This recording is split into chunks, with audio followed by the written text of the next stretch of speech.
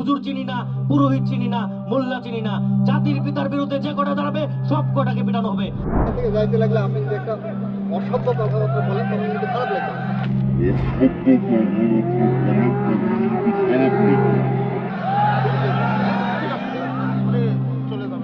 ভাই বুঝলাম না আপনার কথা, অসভ্য কথা মানে? জাতির পিতা বঙ্গবন্ধুর যদি ঐশ্বরিক ক্ষমতা না থাকতো তাহলে জাতিকে স্বাধীনতা দিতে পারে না। আমরা কি ইসলামের বিরুদ্ধে কোনো কথা বলছি?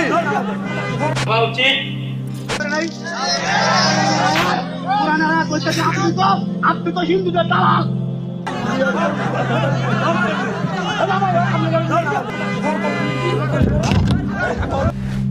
বছরব্যাপী আওয়ামী মুশরিক লীগের মাহফিলে বাধা। وقال الذين كفروا لا تسمعوا لهذا القرآن والغوا فيه لعلكم تغلبون। কাফিররা বলে, তোমরা এই কোরআন শোনো না এবং কোরআন তেলাওয়াতকালে শোরগোল সৃষ্টি করো যাতে তোমরা জয়ী হতে পারো। ইন্নাল হামদুলিল্লাহ ওয়াসসালাতু ওয়াসসালামু আলা রাসূলিল্লাহ, আম্মা বাদ। বাংলাদেশের মুসলিম রাজ এক কঠিন সময় অতিক্রম করছে। ভারতের মদতপুষ্ট তাগুত সরকার তথা আওয়ামী লীগ ইসলাম ও মুসলিমদের বিরুদ্ধে চরম আগ্রাসী ভূমিকা নিয়েছে। শেখ মুজিব ছিল বিভিন্ন ধরনের কুফরের মিশ্রণে মুজিববাদ নামে এক জগাখিচুড়ি মতবাদের প্রতিষ্ঠাতা। এই শেখ মুজিবকে আজ তারা প্রায় খোদার পর্যায়ে নিয়ে গেছে। সংবিধান সংশোধন করে রীতিমতো আইন বসিয়ে এই ব্যক্তির প্রতিকৃতি স্থাপনকে বাধ্যতামূলক করা হয়েছে। অথচ এই শেখ মুজিব ছিল ভারতীয় হিন্দুত্ববাদীদের দালাল, ভয়ঙ্কর মাপের জালিম এবং তাগুত শাসক।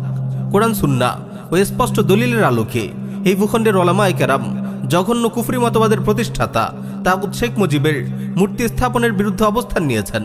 এই কারণে মুজিবের অনুসারীরা দেশের সর্বত্র ইসলাম ও মুসলিমদের বিরুদ্ধে আওয়াজ তুলেছে।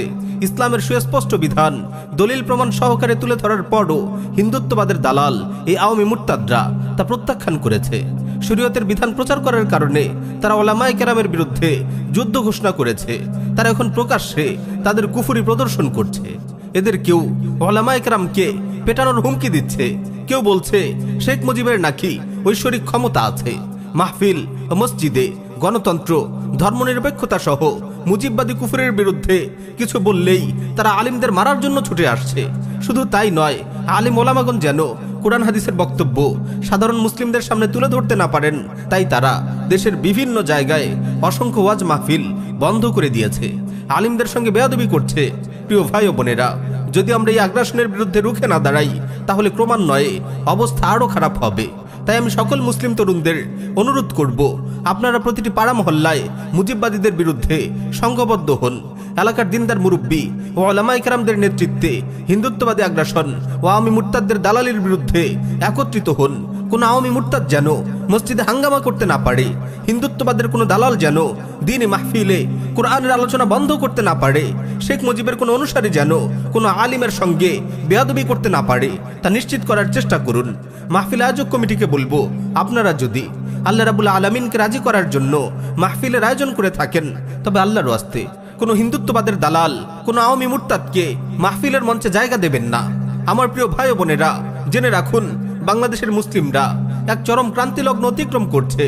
ইতিহাসের এক গুরুত্বপূর্ণ সন্ধিক্ষণে আমরা এসে উপস্থিত হয়েছি।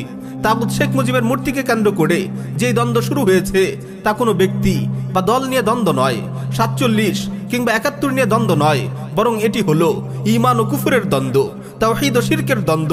এই দ্বন্দ্ব হলো বাংলাদেশের মুসলিমদের সাথে হিন্দুত্ববাদী শক্তির দ্বন্দ্ব।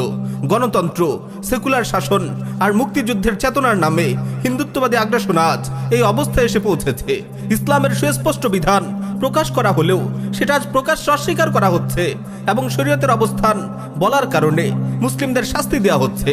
আজ রাষ্ট্র থেকে ইসলাম নির্বাসিত, সমাজ থেকে ইসলাম নির্বাসিত, পরিবার থেকেও ইসলাম নির্বাসিত। এমতো অবস্থায় যদি মসজিদ ও মাহফিলগুলোতেও দিনের অল্প স্বল্প যে কথা বলা হতো তাও বন্ধ হয়ে যায়, তবে সেদিন বেশি দূরে নয় যেদিন গুজরাট, আসাম কিংবা কাশ্মীরের পুনরাবৃত্তি এই দেশে হবে। তাই সময় থাকতে সাবধান হন, ইসলামের বিরুদ্ধে হিন্দুত্ববাদের দালাল আওয়ামী মুরতাদদের আগ্রাসনকে রুখে দিন।